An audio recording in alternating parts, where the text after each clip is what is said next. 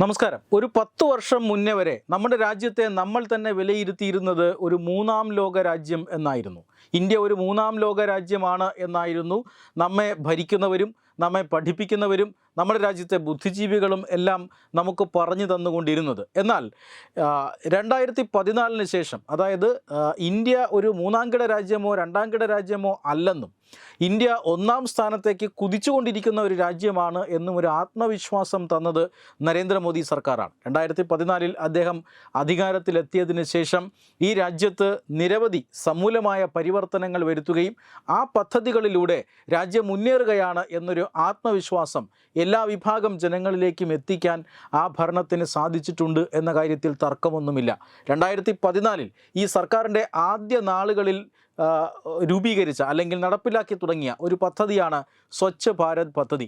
നമ്മുടെ രാജ്യം അത് ധാരാളം വൃത്തികേടുകളിലൂടെ കടന്നു പോവുകയാണ്. അതായത് ശുചിത്വം തീരെയില്ലാത്ത സമൂഹമാണ്. അത് മാറണം.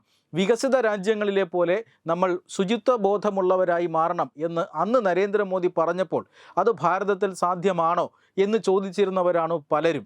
പക്ഷേ അത് സാധ്യമാക്കി തന്നിരിക്കുകയാണ്. 10 വർഷം കൊണ്ട് ശുചിത്വ ബോധം അല്ലെങ്കിൽ സ്വച്ഛ് ഭാരത് എന്ന പദ്ധതി ഭാരതീയൻ്റെ ജീവിതത്തിൽ സമൂലമായ പരിവർത്തനങ്ങൾ വരുത്തി എന്ന കാര്യത്തിൽ തർക്കമൊന്നുമില്ല.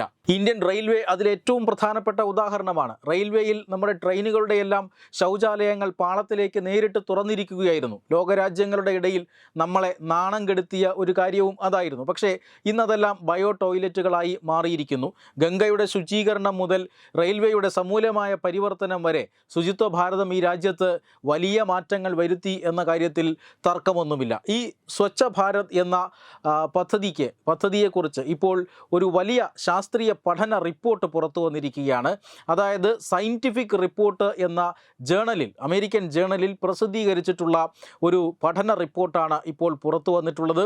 ഈ റിപ്പോർട്ട് അനുസരിച്ച് ഭാരതം ഒരു വലിയ നാഴികക്കല്ല് പിന്നിട്ടിരിക്കുകയാണ്. വലിയ വലിയ നേട്ടങ്ങൾ ഈ രംഗത്ത് സൃഷ്ടിച്ചിരിക്കുകയാണ്. കാരണം ഇന്ത്യ അല്ലെങ്കിൽ ഏതൊരു രാജ്യം അത് വികസിത രാജ്യമാണോ അവികസിത രാജ്യമാണോ എന്നൊക്കെ നിശ്ചയിക്കുന്നതിൽ ചില സൂചികകളുണ്ട്. അതിലേറ്റവും പ്രധാനപ്പെട്ടതാണ് ശിശു മരണ നിരക്ക്. വികസിത രാജ്യങ്ങളിൽ ശിശു മരണ നിരക്ക് കുറവായിരിക്കും. വികസ്വര രാജ്യങ്ങളിലും അവികസിത രാജ്യങ്ങളിലുമെല്ലാം ശിശു മരണ നിരക്ക് കൂടുതലായിരിക്കും.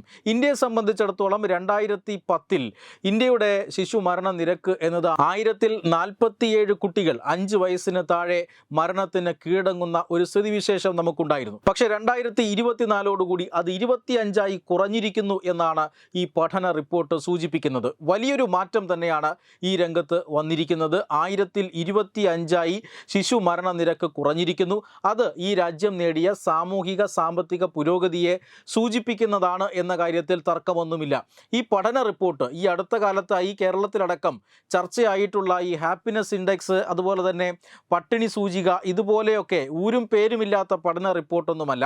ഇതെവിടെ നിന്നാണ് ഡേറ്റ കളക്ട് ചെയ്യുന്നത്, ഏത് തരത്തിലാണ് ഈ പഠന റിപ്പോർട്ട് തയ്യാറാക്കിയിരിക്കുന്നത് എന്നൊക്കെ കൃത്യമായ സൂചനകളുള്ള റിപ്പോർട്ടാണ്. ഈ റിപ്പോർട്ട് തയ്യാറാക്കിയിരിക്കുന്നത് ഭാരതത്തിൻ്റെ എല്ലാ സംസ്ഥാനങ്ങളിലും കേന്ദ്രഭരണ പ്രദേശങ്ങളിലും നേരിട്ട് ഈ സർവേയർമാർ നേരിട്ട് ശേഖരിച്ച വിവരങ്ങൾ അല്ലെങ്കിൽ ഡേറ്റയെ അടിസ്ഥാനമാക്കിയാണ്. ഇതനുസരിച്ചാണ് ഇപ്പോൾ വലിയ നേട്ടങ്ങൾ ഈ ശിശു മരണ നിരക്കിലും അതുപോലെ തന്നെ പൊതുജനാരോഗ്യത്തിലും ഇന്ത്യ വലിയ നേട്ടങ്ങൾ കൈവരിച്ചിരിക്കുന്നു എന്ന വിവരം ഇപ്പോൾ പുറത്തു വരുന്നത്. അതുമാത്രമല്ല, ഈ റിപ്പോർട്ടിൽ സ്വച്ഛ് ഭാരത് പദ്ധതിയെ എടുത്തു പറയുന്നുണ്ട് എന്നുള്ളതാണ്. പേരെടുത്ത് തന്നെ ഈ പദ്ധതിയെക്കുറിച്ച് പറയുന്നുണ്ട്.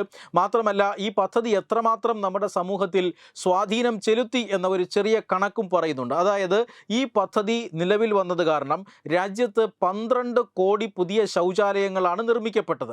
ഇത് രാജ്യത്തിൻ്റെ പൊതുജനാരോഗ്യത്തിൽ വലിയ മെച്ചം കൊണ്ടുവരികയും പ്രതിവർഷം 60,000 മുതൽ 70,000 വരെ കുട്ടികളെ മരണത്തിൽ നിന്നും രക്ഷിക്കുകയും ചെയ്തു എന്നതാണ് ഏറ്റവും പ്രധാനപ്പെട്ട കാര്യം. 2014 മുതൽ ഇന്ത്യയിൽ നടപ്പിലാക്കി വന്ന സ്വച്ഛ് ഭാരത് എന്ന പദ്ധതി 70,000 കുഞ്ഞുങ്ങളെ, 5 വയസ്സിന് താഴെയുള്ള 70,000 കുഞ്ഞുങ്ങളെ മരണത്തിൽ നിന്നും രക്ഷപ്പെടുത്തിയിരിക്കുന്നു എന്ന ഭാരതത്തിനാകെ അഭിമാനാർഹമായ അല്ലെങ്കിൽ അഭിമാനം തോന്നുന്ന ഒരു വിവരമാണ് ഇപ്പോൾ റിപ്പോർട്ടായി പുറത്തു വന്നിരിക്കുന്നത്.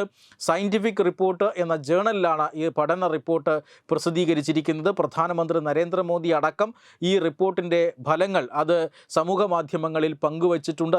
അദ്ദേഹത്തിൻ്റെതായ സന്തോഷം അത് പ്രകടിപ്പിക്കുന്നുമുണ്ട്. എന്തായാലും ഭാരതത്തിൻ്റെ ശുചിത്വ ബോധം വർദ്ധിപ്പിക്കുക, ലോകരാജ്യങ്ങൾക്കൊപ്പം ഭാരതത്തെയും മാറ്റുക എന്ന ഒരു നിശ്ചയദാർഢ്യത്തോടു കൂടി കേന്ദ്ര സർക്കാർ നടപ്പിലാക്കിയ ഒരു പദ്ധതി ഭാരതത്തിൻ്റെ പൊതുജനാരോഗ്യത്തിൽ വലിയ വലിയ നേട്ടങ്ങൾ സൃഷ്ടിക്കുന്നു, നേട്ടങ്ങൾ കൊണ്ടുവരുന്നു.